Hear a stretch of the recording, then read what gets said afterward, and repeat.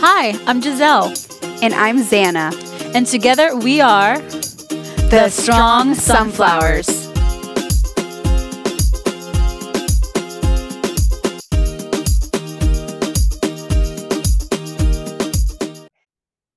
Hello, Strong Sunflowers. Y'all, it's a new year. We're in 2023. What just happened? Is this the Twilight Zone? Like 2022 flew? But we're here. We are present and we are ready.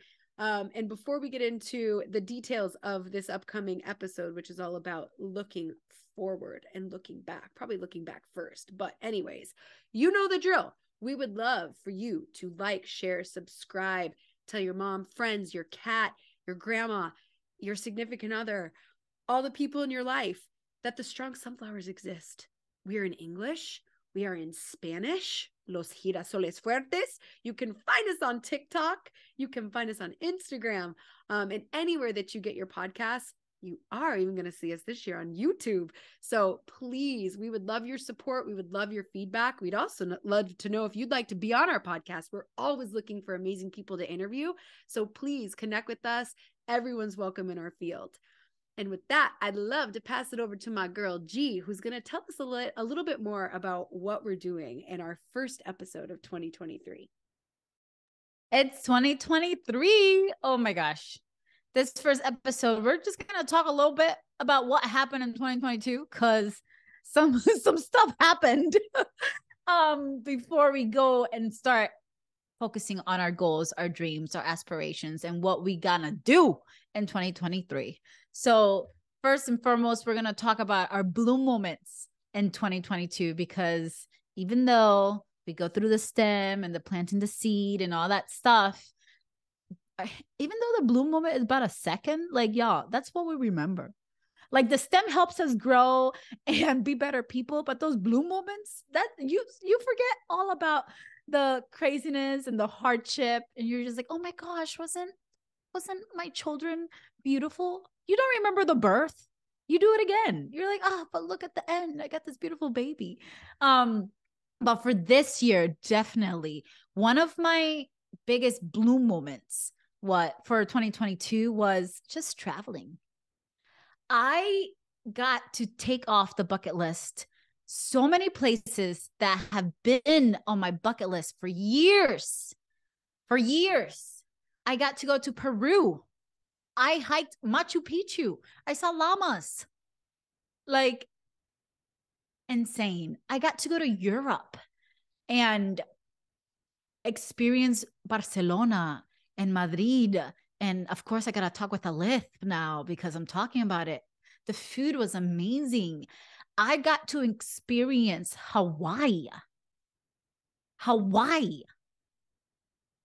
I went to Italy. And when we came back from Hawaii a couple of weeks ago, that's when it really hit me the most. Like, I'm just a small girl from the islands, from communist Cuba. This is stuff like we just see in movies, We just see this in movies. You don't ever in a million years think that that's going to be you,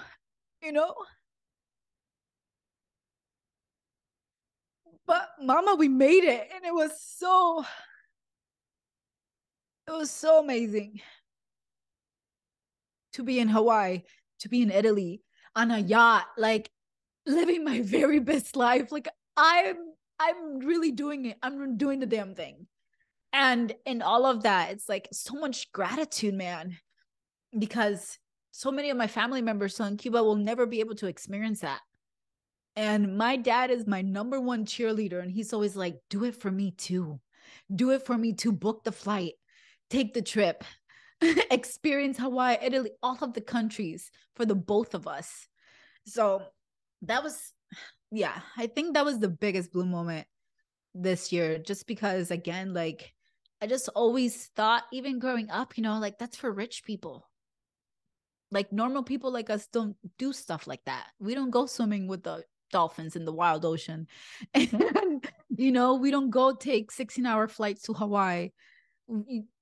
we don't go to Capri. That's rich people stuff.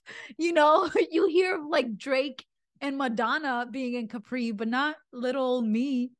But I was there and I regret nothing. 10 out of 10 recommend. 10 out of 10, 10 out of 20, 20 out of 20, like booking another flight next year. So I definitely want to keep those bloom moments for 2023. I really feel it in my heart that 2023 is going to be even bigger, even better. I don't even know what I got in store for myself because these are things that I thought was impossible, but we did it. You did do it. And I love that your dad is such a cheerleader for you. I couldn't help but get emotional when you talked about, being the girl from Cuba that just saw these things in the movies, and you're done and doing it. That's amazing. And I think your excitement for travel has brought it back into my life as well. I was very lucky as a kid. I was, the daughter of a flight attendant. And so at a very young age, I had been all over Central America, visited South America, Europe. Still have a lot of places on my bucket list to go. But when I became a mom, money's tight. You feel guilty for having dreams and aspirations of going other places when you can barely afford diapers and formula. And so we're at a point now where my husband and I are both working. We've been promoted in our roles, and we're starting to have that disposable income outside of having our 4 kids, which has been incredible. So I think that's been a big blue moment this year, is that we can actually afford to travel again. And yeah, we're driving to Galveston, driving to Corpus Christi, which is a big deal to me because I live in Austin, which is somewhat landlocked. And I'm a beach person. So those were blue moments for me, being able to see a sunset and a sunrise on the beach, like incredible to me, right? For our anniversary, we went to Los Angeles, and that was the first time my husband and I have ever traveled without kids. And it was incredible. Going to beaches, of course, being able to just go where we wanted without having, 4 kids screaming our names and losing things in the background and having to feed them every time they're hungry and trying to find a bathroom. You get very distracted when you travel with kids, but like we could just be in the moment and go wherever and drive and listen to music and eat good food and do what we wanted to do, right? Ride bikes, go to Venice Beach, go to Santa Monica Pier, like whatever it is, we did it. And it was incredible. I think, I think one thing you should always do after every year is go through your photos, because it's easy to forget all the blue moments. At least for me, I know, like G said, they become core memories, and they do, but sometimes you have too many memories and you forget, but then you can get back to a photo that you took in that moment, and it brings back those emotions and that experience. I think another thing as I reflected is like my babies turned 4 this year. My youngest babies, I don't have babies anymore. Like all my kids are in school. Like we're in this new chapter, which has been really cool to experience. The World Cup was this year. So like seeing my husband and my kids like just light up, myself, like we're a very competitive sporty family. So being able, at the end of the year, November, December, to just sit down and watch a game together and talk about those games at work and just see the world kind of come together and unite around football was a blue moment for me. And then of course I can't not share the marathon, because all of 2022, this was my year of health. And so I trained for this, and I went to doctors and dietitians and, specialists and physical therapy and regular therapy to prepare myself to accomplish this goal that I have had for 15 years. And I did it. I crossed the finish line. Like I have a medal to prove that I finished. I have a certificate too. Like an incredible experience with an amazing trip with Giselle, which if you haven't listened to the episode just before this, like go listen to that and you can hear all the tea about what we experienced in Hawaii. I would say those are kind of my top blue moments of 2022. And I can't wait to see what happens in 2023. I will share my STEM really quick because I want to get to G. After setting a goal around my health and my physical well-being, I got a call, and literally I got this call when I was still in Hawaii, and I didn't want to pick it up because even though I've been training, I've been gaining weight. And I really associated it with the move and my grandma dying and me not like finding belonging when I first moved to Texas. And, you know, in Hawaii, I'm still in Hawaii. In Florida, we rode our bikes everywhere. We went swimming daily. We went to the beach. We'd go to Disney World and walk everywhere. Like we were always out with the dog. Like we'd go play soccer and it's always sunny. So you're always doing something. You're always moving your body. So I just kind of associated the weight gain with that. But was still worried in the back of my head. And because I had all this access to health, I have great benefits with my company. I just kept going back. So like every 6 months this year, I've been doing blood work. And, you know, as I was getting closer to the marathon, I went in again to just make sure everything was okay.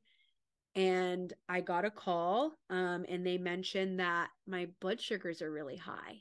So high that they're concerned that I might be diabetic or pre-diabetic, and they are referring me to an endocrinologist. And so to like start 2022 saying this is going to be the best year of health, I'm going to finish a marathon, to then getting news that I might be diabetic or pre-diabetic, it almost felt like a slap in the face. But then I recognized that like what I really wanted was to be in the best shape of my life. And to be honest, even though I've been training physically for a marathon, I still have been emotionally eating and emotionally spending and not really fueling my body with what I should. I've been, you know, it's easy to give the kids chicken nuggets and go to Chick-fil-A and do these things, but that food doesn't serve me. And so what I asked the universe for was to be in the best shape of my life. And I haven't accomplished that goal yet.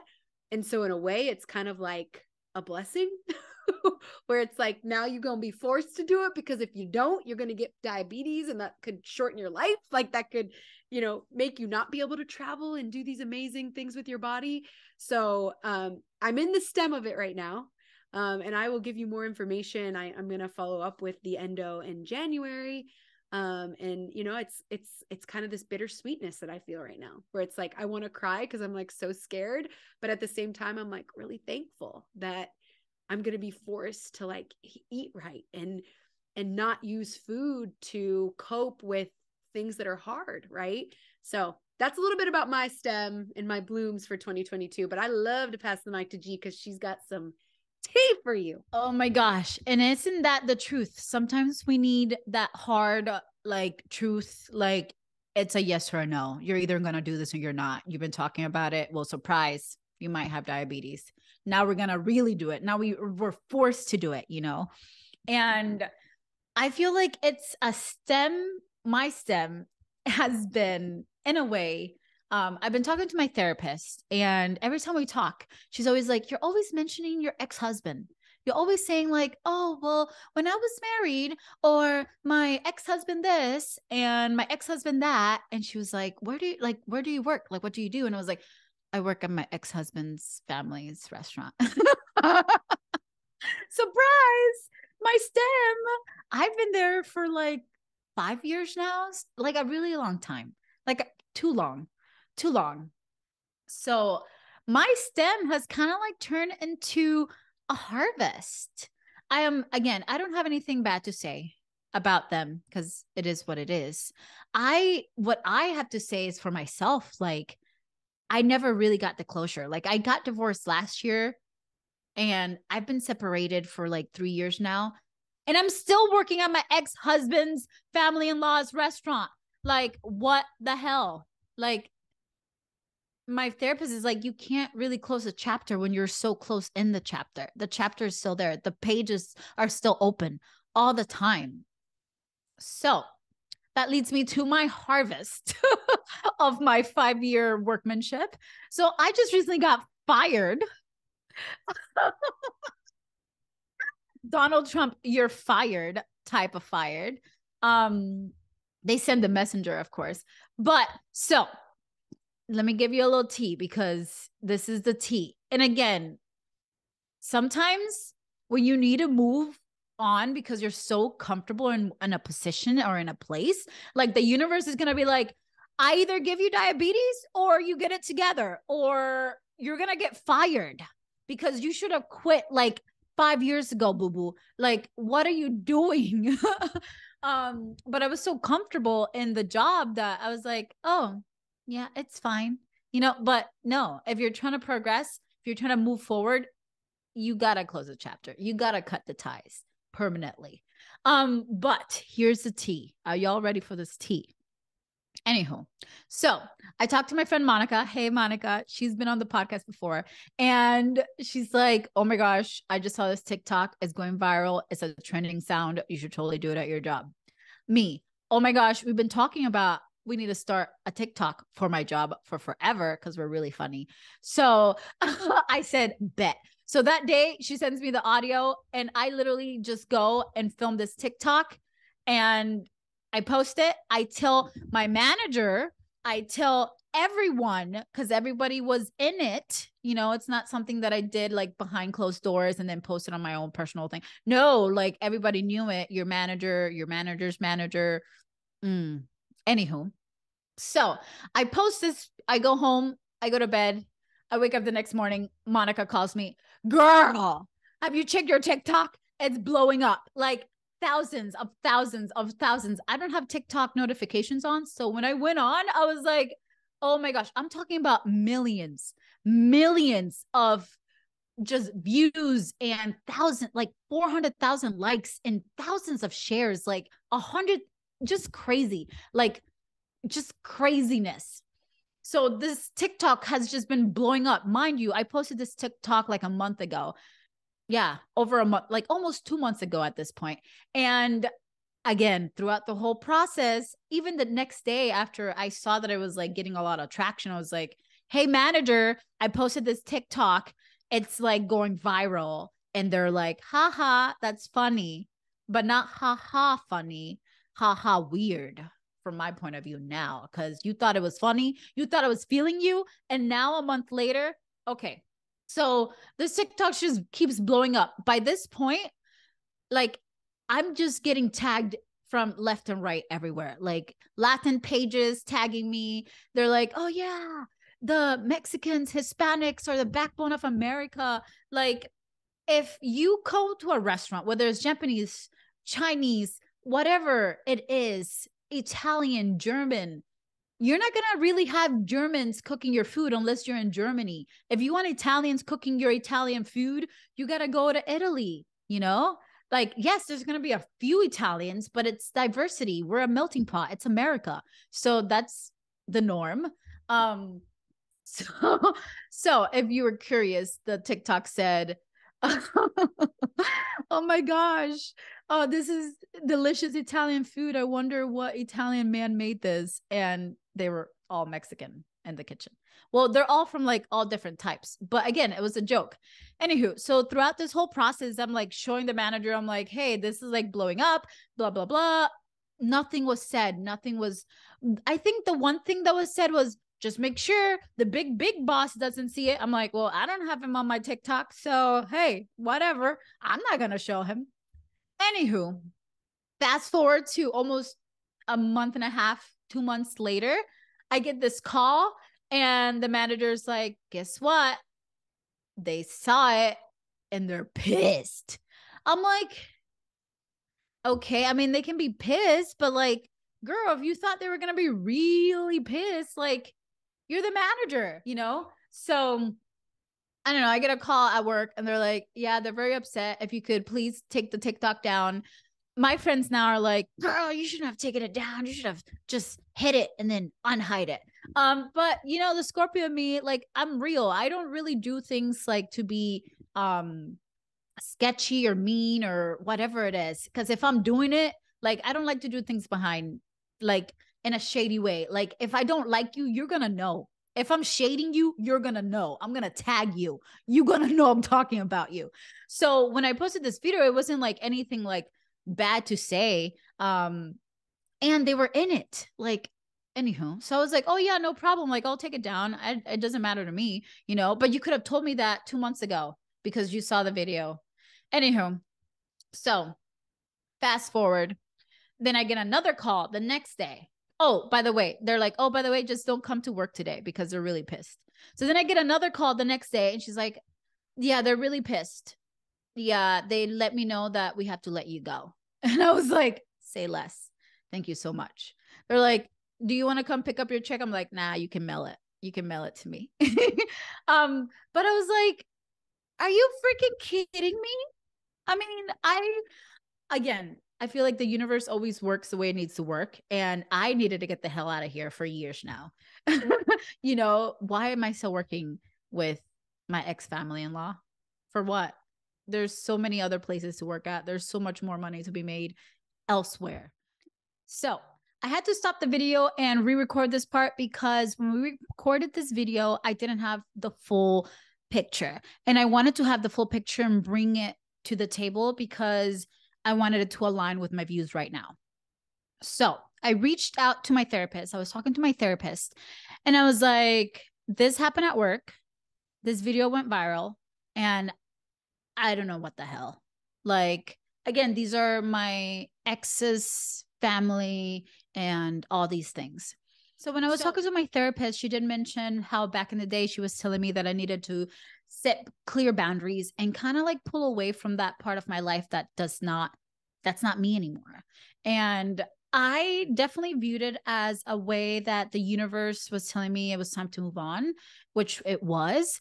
But I did find myself having some anxiety of the fact that, wow, like I'm really close with one of the not really close, but I have respect for one of the owners, and I just wanted to be able to say my part and my piece so he knows the full picture, and then I can move on because I never want anybody to think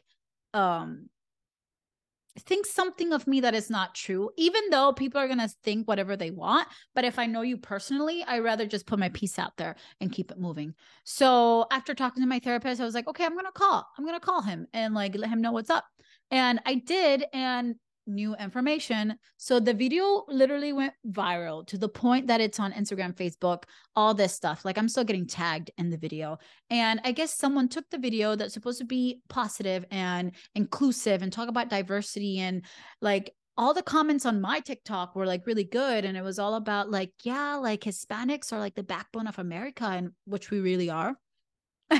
And took this video and made it very political and turned it to their own agenda on their page and talked about, oh my gosh, you're probably not paying these Mexicans enough. They're probably like overworked and underpaid. And that is just not true. So those comments, of course, were coming at them super negative, super toxic. And they decided to let me go, even though they didn't know the whole story of like how management knew about this video and that it was posted 2 months ago and that they know me personally. They just decided to let me go. And I think for me, talking to my therapist, that's where I felt like, I don't want to say that I was pissed. I just felt disrespected because you know me, so you should talk to me. Again, there was no explanation. There was no nothing. There was like, we're just going to let you go. And I'm like, oh, okay. I needed to go anyways, but that's some bullshit. But talking it out and seeking understanding, because that's very important. Seeking understanding of like what was said behind the scenes, what facts do you know, and what facts don't I know. I think they're just trying to save face, but there's no safe, or there's no face to be saved here, in the sense that the video is out there. It can either be something of positive, or like firing me doesn't fix that the video is out there. I'm still getting tagged every day on it. But I do think that the universe took this opportunity to let me the hell go. And that's very important. I learned from this experience talking to my therapist as well is the fact that there can be duality and some of my characteristic flaws.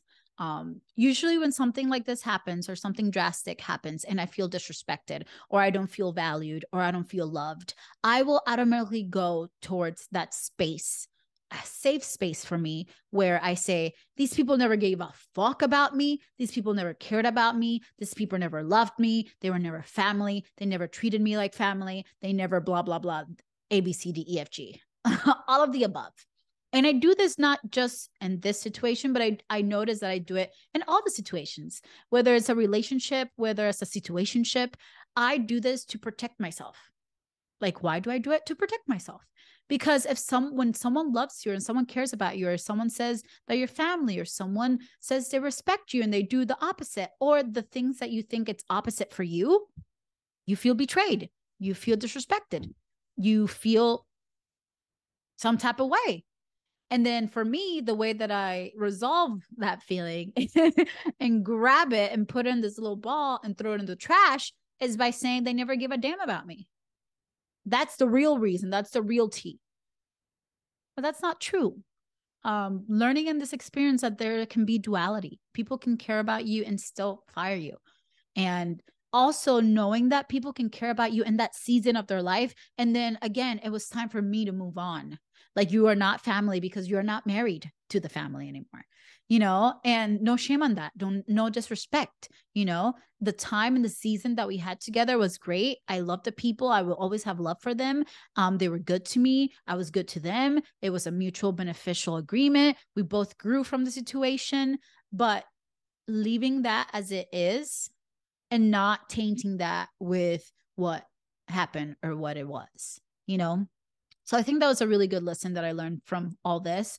And starting 2023 fresh with a clear mind. I have so much purpose. I have so much vision, and the vision is clear.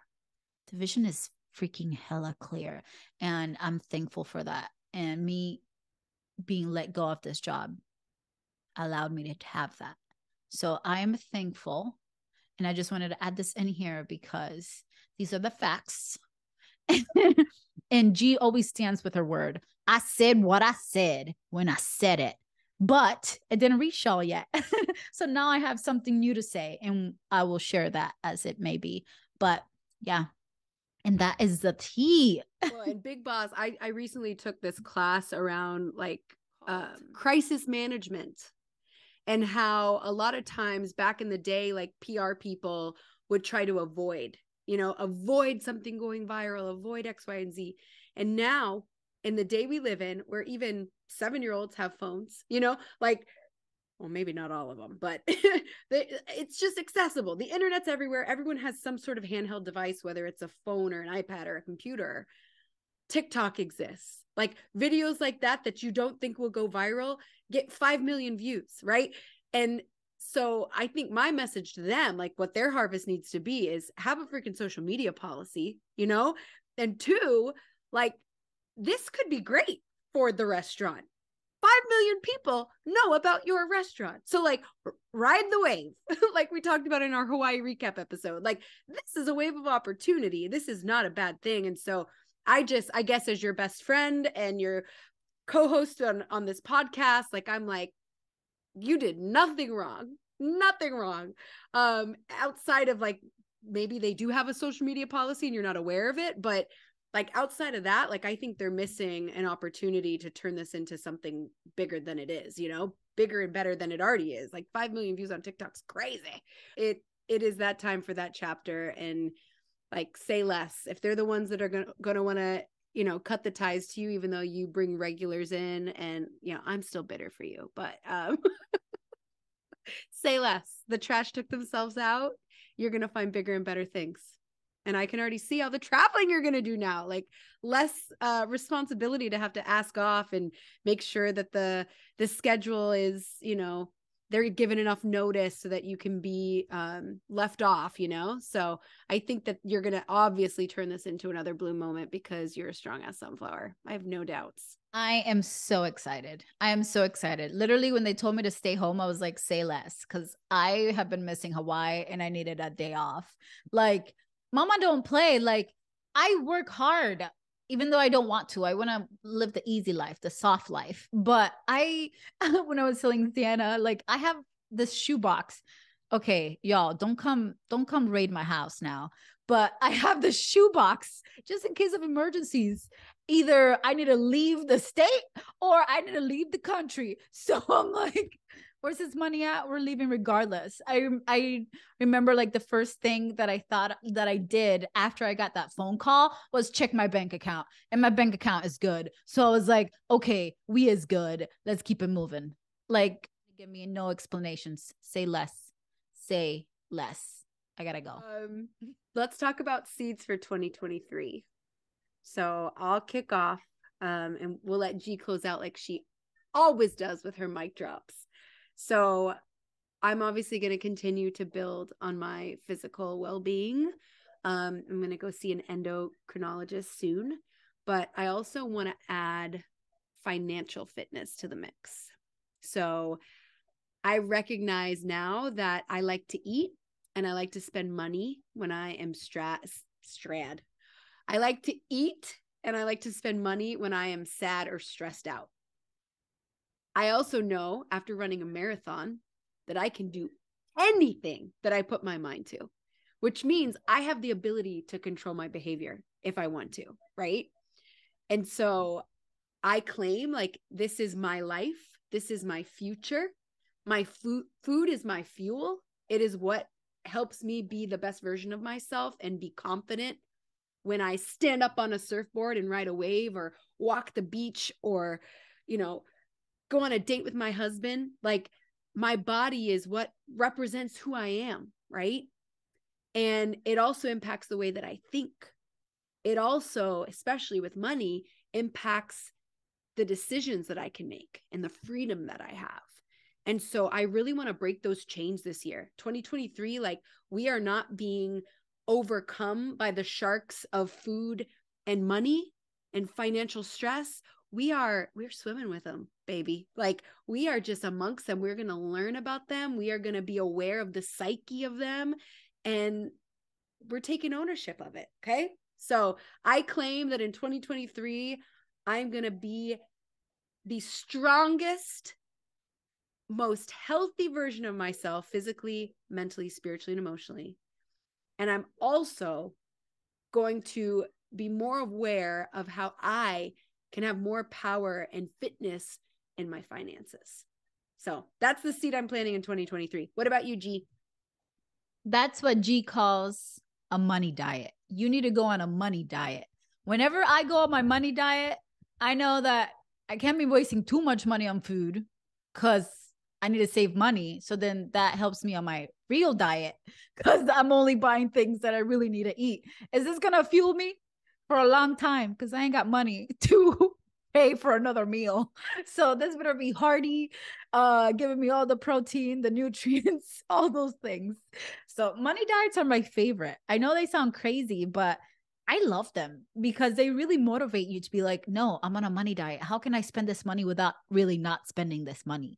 And you will make it happen. Like I remember like in my money diet, like we just came back from Hawaii and I was at work and I ordered food and I'm like, I'm back on my money diet. So I took like the coins from my cup and I was paying with like pennies, nickels, dimes from this cup that I have at work. And this guy was like, oh my gosh, like, didn't you just come back from Hawaii? Don't you have money? I'm like, yeah, but I'm on a money diet. So that means that money that I have, you don't look at it. You just look at your now. It's like, what can I do to pay for this meal for free?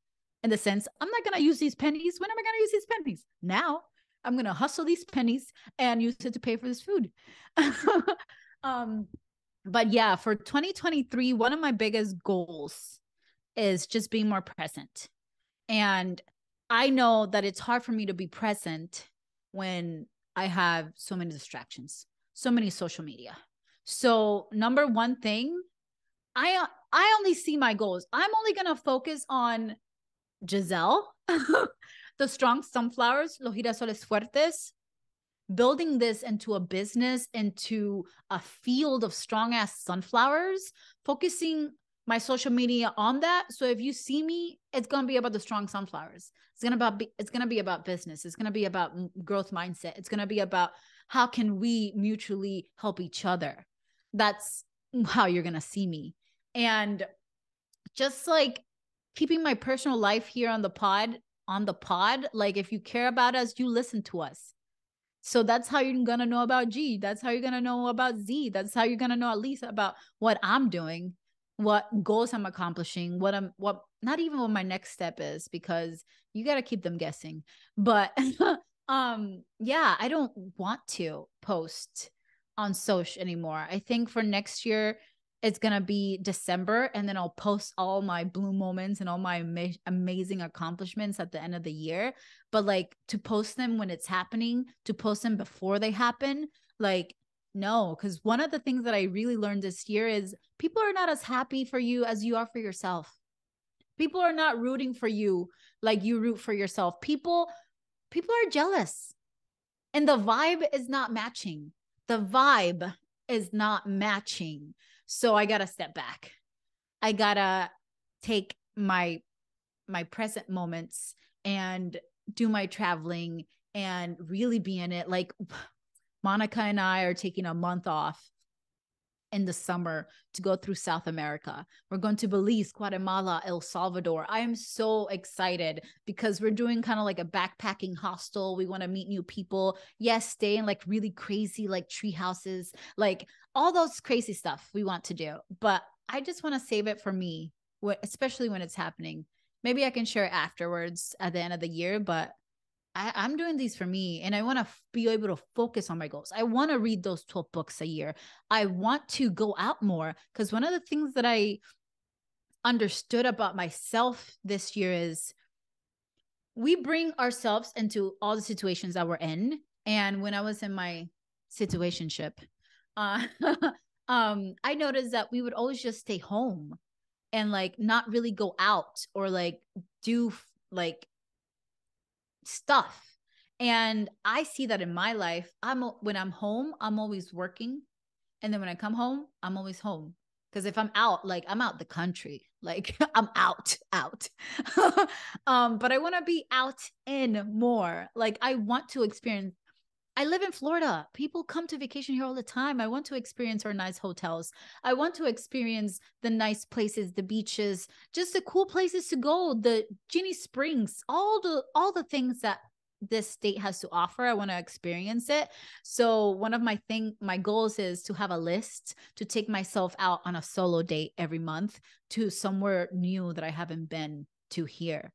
Like whether that's a restaurant, whether that's a museum. I want to go to the Delhi Museum in St. Petersburg. I've never been there and I hear it's amazing. It is amazing. It is so beautiful. We went on a date there, Seven and I. Yes, girl. So yeah, those are definitely my goals for as of now for 2023. Definitely more traveling, definitely more living my best life, definitely more focus on business and learning and financial freedom because I'm trying to pay this car off from this accident.